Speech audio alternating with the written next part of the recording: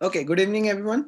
सो उस दिन अपन ने प्रोबेबिलिटी डिस्ट्रीब्यूशन चे बेसिक शिकलो. उस दिन अपन ने ये वाला एक एग्जांपल देखा था की four coin is sorry dice is thrown twice the sum तसं कसं येणार तो सम कशा असा 2 3 4 up to 12, right? Now today we are just going to learn about distribution की प्रोबेबिलिटी डिस्ट्रीब्यूशन प्रत्येकाचं कसं फॉर्म करतं, nothing else.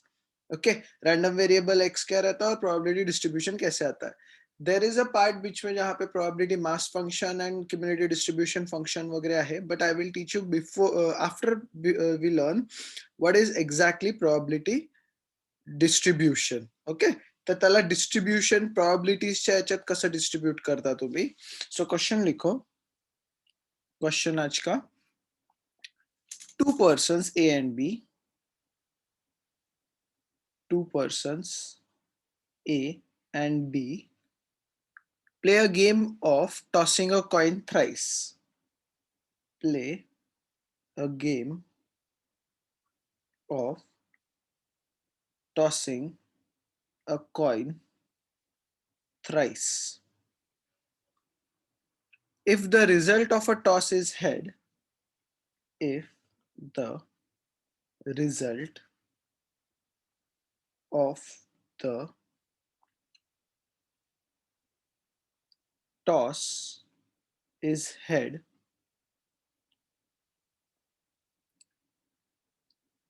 A gets rupees 2 from B. A gets rupees 2 from B. If the result of the toss is tail, B gets rupees 1.5 from A. Okay, full stop. Let X denote the amount gained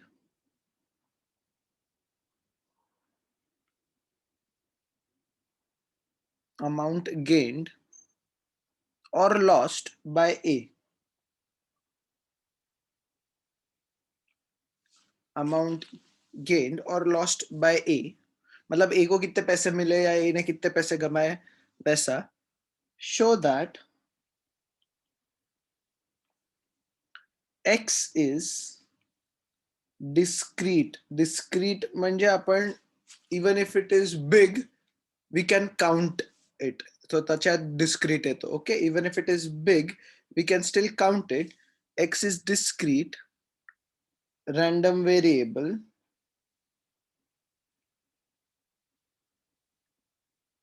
and show how it can be defined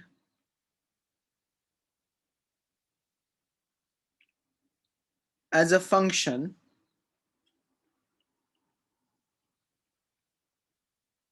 on the sample space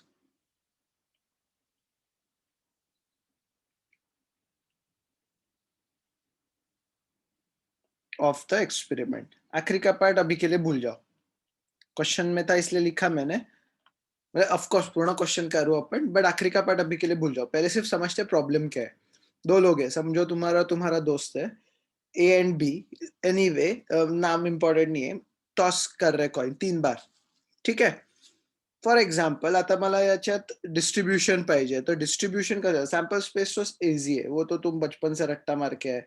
H H H H फिर H H T फिर T, sorry H T H फिर T H H, ये एक हुआ. Then T T H, then T H T, then H T T and then all 3. Okay, यहां तक clear है? ठीक है.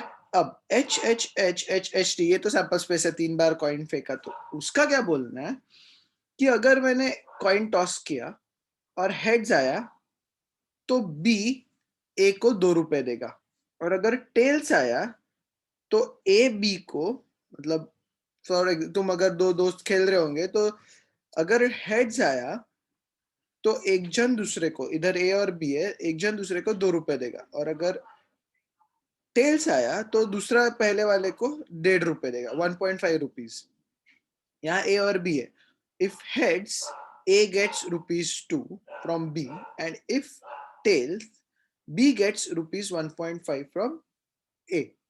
ठीक है, अक्षय कुमार वाली मूवी वाला हुआ, वो एक तेरा एक मेरा, दो तेरे एक दो मेरे। अगर तुमने वो मूवी नहीं देखी होगी, I think Hera Pheri movie है, शायद से हेरा फेरी मूवी है, मुझे भी याद नहीं, बट इट वाज नहीं, हेरा फेरी पर है, कोई तो भी मूवी है। ठीक है, अक्षय कुमार उसमें बांटता है। Anyway, moving on, there is a ये की थोडासा पैशांची इकडे तिकडे आहे, मतलब ए को ज्यादा मिल रहा है, पण whenever we move on to distribution, आता पहा, पहले तो इनके क्वेश्चंस के आंसर है। Show that X is a discrete random variable. Discrete random variable इससे डिसाइड होता है, पहले एक्स क्या है, let x denote the amount gained और लॉस्ट बाय।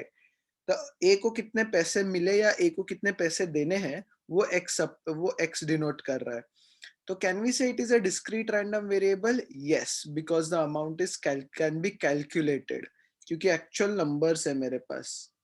2 रुपए तरी टेल्स आला तो 1.5 रुपए देना पड़ा उसको। सो यस, कैसे लिखते हैं, म्हणजे आता याला कसं लिहायचो पहा, एक्चुअल बुक की लैंग्वेज यूज करेंगे। X is a number whose value depends whose value depends on the outcome of a random experiment, है ना। एक्स की वैल्यू अपने कॉइन टॉस करने पे ही डिपेंड करेगी, वही अपना रैंडम एक्सपेरिमेंट है। यहाँ पे वो कॉइन टॉस करेंगे तब अपने को पता चलेगा कि यार इसको पैसे मिल रहे हैं नहीं मिल रहे हैं, everything is dependent on it. Okay ना। So since x is a value whose value x is a number whose value depends on the outcome of a random experiment and it is countable, therefore x is a random discrete variable. x को क्या बोलेंगे अपन? Random discrete variable. और उसके ये sample space पे अपन अभी काम करेंगे, मतलब आपल्याला आता डिस्ट्रीब्यूशन काढायचं आहे। तो डिस्ट्रीब्यूशन कैसे होगा देखो, ठीक है। The values of x in rupees corresponding to given arrangements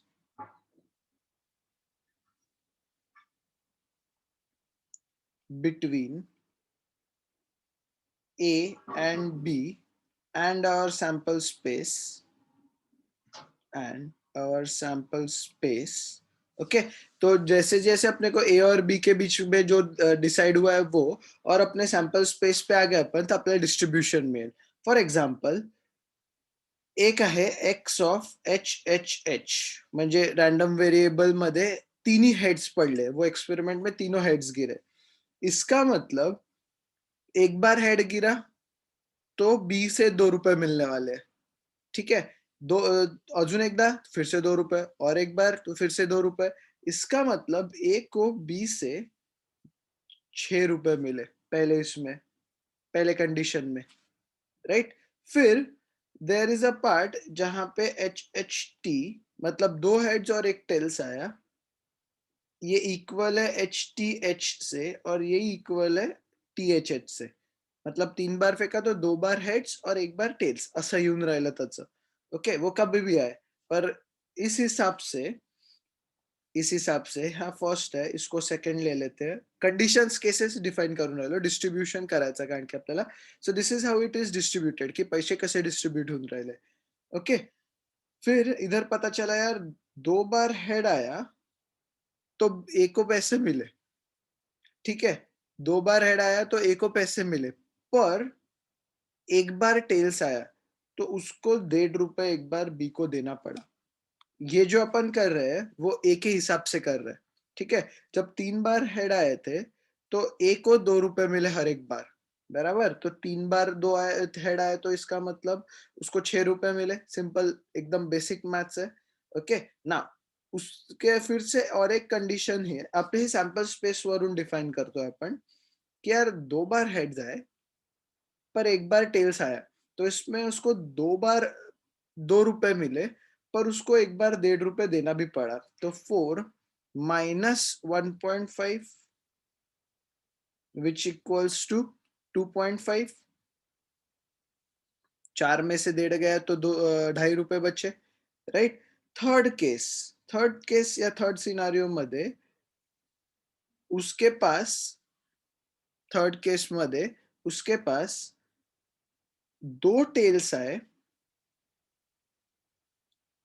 मतलब ऐसे 3 लोग हैं ना, तो 3 कंडिशन्स आपल्या वेगळ्या-वेगळ्या, बट उसका मीनिंग सेम ही है। उसके पास 2 टेल्स आए और 1 हेड आया, तो एक बार हेड गिरा तो उसको ₹2 मिले, पर 2 बार टेल्स मिले तो उसको शायद से उसको ₹3 देने पड़े। लॉजिक कळता है?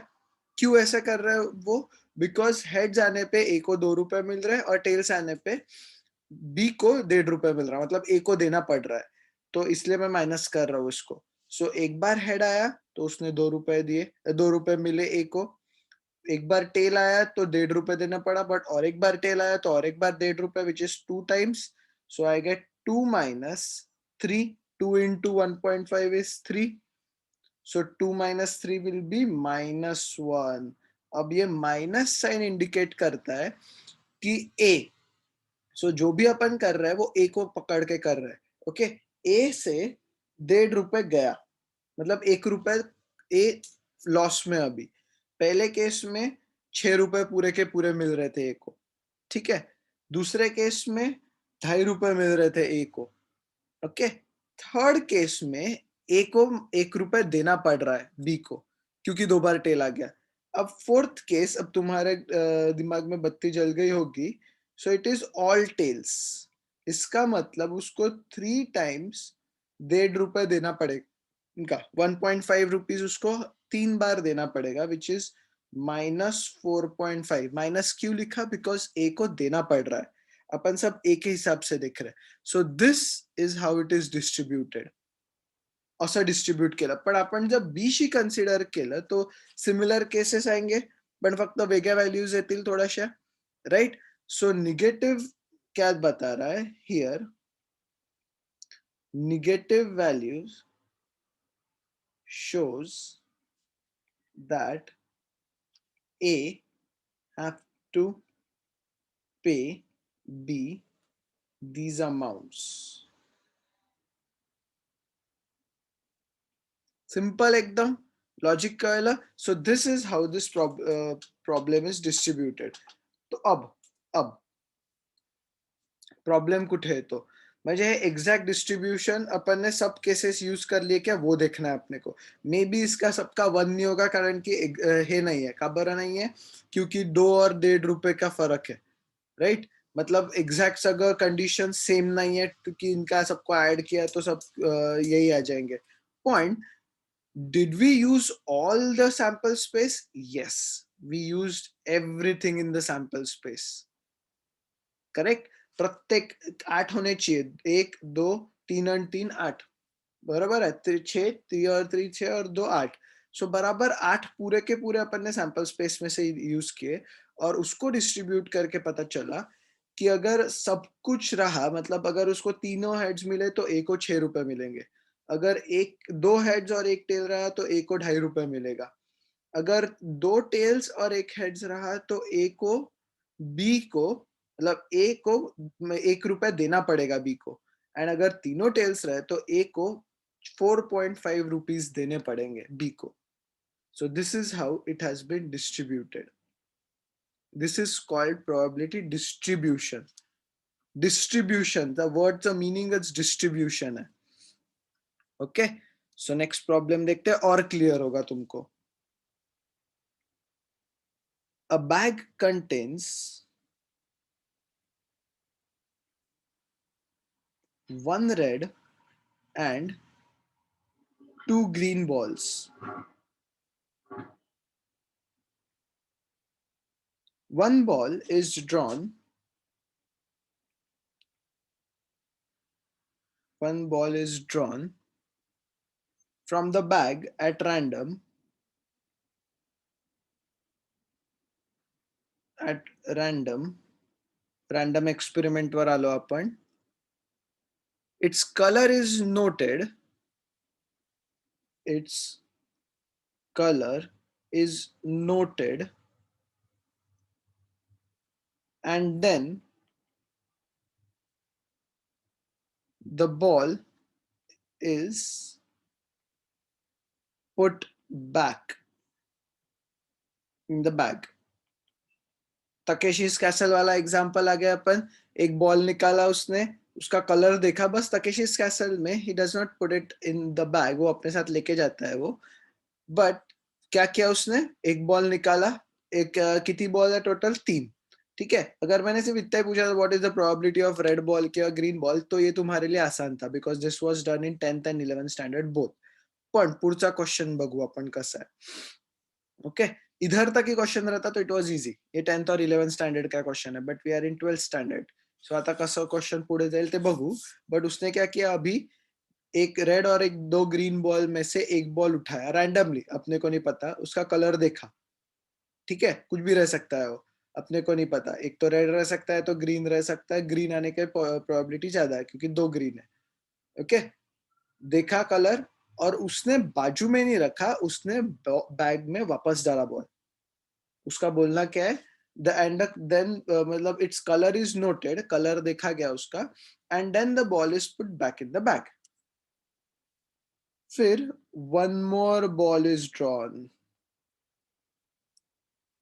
One more ball is drawn मतलब टोटल दो बॉल निकाले from the bag at random. From the bag at random and its color is also noted. Its color is also noted. ठीक है, तो जैसे ही एग्जांपल्स आ जाए तुम्हारे दिमाग में शुरू हो जाए, ओके किती वेज मध्ये आपण हे करू शकतो, in how many ways this can be done. Okay, in how many ways आपण त्याला हे करू शकतो, मतलब कितने प्रकार से अलग अलग प्रकार से बॉल निकल सकते हैं. Let's see, let's see. आता प्रॉब्लम ऐसा है कि उससे दोनों साइमल्टेनियसली नहीं निकाले. उसने पहले एक निकाला, कलर देखा, वापस रख दिया. दूसरा निकाला, कलर रख दिया, वापस रख दिया. तो आता काय केलं बघू त्यांनी. उसने एक रैंडम वेरिएबल दिया, let x denote the number of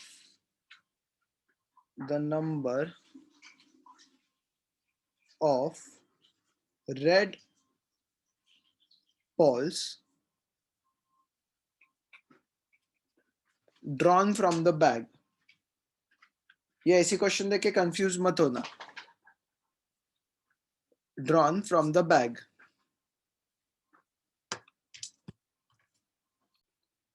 Okay, so let x denote the number of red balls drawn from the bag as described.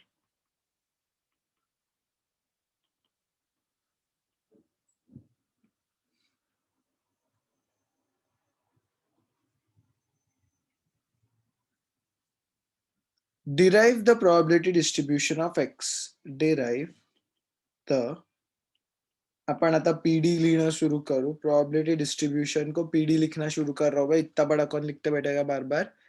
Probability distribution of x. Derive the probability distribution of x. Okay, so अपन एक काम करू, मतलब actual book वाले के ही method जाएंगे, but त्याला कसं करू कि रेड बॉल को आर रखते हैं और दो ग्रीन बॉल्स को, दो अलग अलग ग्रीन बॉल्स है ना, एक को G1 और एक को G2 नाम देते हैं. Okay, so let the balls in the bag be R, G1 and G2. Okay, green 1 and green 2 and red को तो आर दिया. ठीक आहे. तर सॅम्पल स्पेस कशी राहील बघू आपण. सैंपल स्पेस डिफाइन करना क्यों इंपॉर्टेंट है, क्योंकि वही व्हाट वी कैन से वही अपने को आगे का डिस्ट्रीब्यूशन बता सकते हैं, कारण की आपण प्रोबॅबिलिटी डिस्ट्रीब्यूशन त्याच्या सॅम्पल स्पेसवरच करू. तो सॅम्पल कसा राहणार आहे पहा. मैंने एक बॉल उठाया, आता अभी वेगळ्या वेगळ्या सिनारियोस क्रिएट करते हैं. मैंने एक बॉल उठाया, रेड दिखा मुझे, मैंने वापस अंदर रखा, थोड़ा सा शफलिंग केला, वापस उठाया, तो हो सकता है वापस रेड निकले. Yes, absolute possible thing. तो आर आर. ठीक है. फिर मैंने एक रेड उठाया और मैंने ग्रीन 1 उठाया. ओके. कारण की मी वापस टाकतोय, मी शफल करतो असा इकडे, और फिर वापस दूसरा बॉल निकाला ग्रीन 1. फिर मैंने रेड उठाया और मैंने ग्रीन 2 निकाला. पॉसिबल. मग होऊ शकतं की मैंने पहले ग्रीन 1 निकाला. ठीक है. और उसमें उसके बाद जब मैंने ग्रीन 1 को अंदर रखा और दूसरा बॉल निकालने गया तो मेरा रेड निकला. फिर ग्रीन 1 एंड ग्रीन 1 दोनों सेम निकल सकते हैं, ऑफ कोर्स निकल सकते हैं. और फिर ग्रीन 1 और ग्रीन 2 होऊ शकतात, ऑफ कोर्स, क्योंकि मैं बॉल को वापस अंदर रख रहा हूं. I am not taking out the ball completely और उसको बाजू में नहीं रख रहा हूं. Then there is a possibility of green 2 पहले निकलेगा और फिर रेड निकलेगा, फिर ग्रीन 2 एंड ग्रीन 1, एंड मग काय पॉसिबिलिटी आहे तुमची, ग्रीन 2 एंड ग्रीन 2. इतने सारे अलग अलग पॉसिबल वेज है जो अपने को बताया गया है कि जब एक बॉल निकालेंगे तो उसको देखना है और वापस अंदर रखना है. अगर तुमको याद होगा 11th स्टैंडर्ड मध्ये अपन विथ रिप्लेसमेंट वाले क्वेश्चंस किए थे. This was very similar to that. Okay.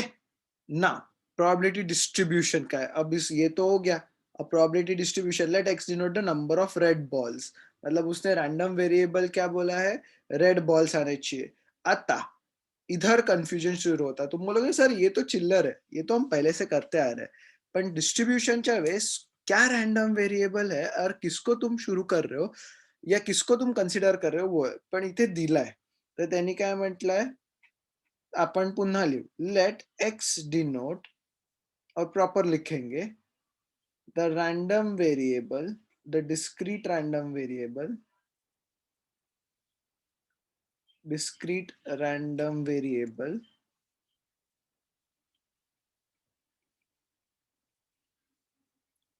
of red balls drawn from the bag. मतलब डिस्ट्रीब्यूशन किसका बताना है आपने को, कि रेड बॉल्स कैसे निकले फ्रॉम द बैग. ओके. आता रेड बॉल्स ये टाइम पे अपने को सैंपल स्पेस काम में आती है. ठीक है. रेड बॉल्स कसे कसे निघू शकतात, एक तो 2 रेड बॉल्स निकल सकते हैं, या तो एक रेड बॉल निकल सकता है, या तो एक भी रेड बॉल नहीं निकल सकता है. सो लॉजिकली जर मी बघायला गेलो, सो किती प्रकारचे रेड बॉल्स या कितने टाइप के रेड बॉल्स में निकल सकता हूँ, एक तो दोनों रेड बॉल्स, या तो एक रेड बॉल, या तो एक भी रेड बॉल नहीं. राइट. सो कैन आई से मैंने जो रैंडम वेरिएबल x डिफाइन किया है उसका आंसर 0, 1 और 2 रहेगा. क्या है रैंडम वेरिएबल, कि रेड बॉल्स ड्रॉन. कितने रेड बॉल्स ड्रॉ कर सकता हूं मैं, 0, 1 या 2, ये सारे सैंपल स्पेस में से. तब बघू अपन प्रोबेबिलिटीज कशी आहे. टोटल कितने लोग हैं देख लेते हैं. 1 2 3 4 5 6 7 8 9. टोटल 9 लोग हैं, तो डिवाइड बाय 9 होगा. आता प्रोबेबिलिटी डिस्ट्रीब्यूशन का टेबल, x एंड डिस्ट्रीब्यूशन कैसे लिखते हैं, p of x is equals to x. x किती प्रकारचे आहे, 0 red, 1 red and 2 reds. Okay. 0 reds, 1 red और 2 रेड्स. तो 0 रेड बघू, 0 रेड वाले कितने लोग हैं, ये जीवन एक है, जीवन G2 वेरी फनी 2, फिर G2 जीवन 3, and G2 and G2 4. So 0 red वाले कितने थे, 4/9. क्लियर. देन एक रेड वाले कितने हैं, RG1, RG2. मैं कहाँ से ढूंढ रहा हूँ, अगर तुमको नहीं समझ में आ रहा होगा तो मैं सैंपल स्पेस वरून काढतोय सगळं. शायद से 4 ही लोग हैं. यस, 4/9. 4/9. ओके, अब देखते हैं दोन रेड वाले कितना है, एक ही है, सो 1/9. Add them, it should be total equal to 1. Of course, 4 plus 4, 8 plus 1, 9, 9/9, या 9/9 is 1. That is how probability distribution works. This is called distribution. तो दो important चीजें हो जाती है तुम्हारे लिए. कौन सी दो important चीजें तुम्हारे लिए? एक है that is you need to know your sample space, which is easy for you. Second you need to know की तुमचं एक्स काय आहे, म्हणजे हा रॅन्डम व्हेरिएबल काय आहे. यहाँ पे कौन था random variable? Red balls drawn. कितने टाइप में अपन रेड बॉल ड्रॉ कर सकते हैं? एक तो 0 रेड बॉल आएंगे, ऐसे कितने लोग थे? 4. फिर एक रेड बॉल आने वाले कितने लोग थे? 4. और दोनों रेड बॉल निकलने वाले प्रोबेबिलिटीज कितनी थी? एक, तो 1/9. So that's how total becomes 1. And this is called as probability distribution. This is called as probability distribution. Okay, we will continue with more such examples in the next lecture. आज इतना ही. समझूंगा probability distribution क्या रहता, and then we will move on.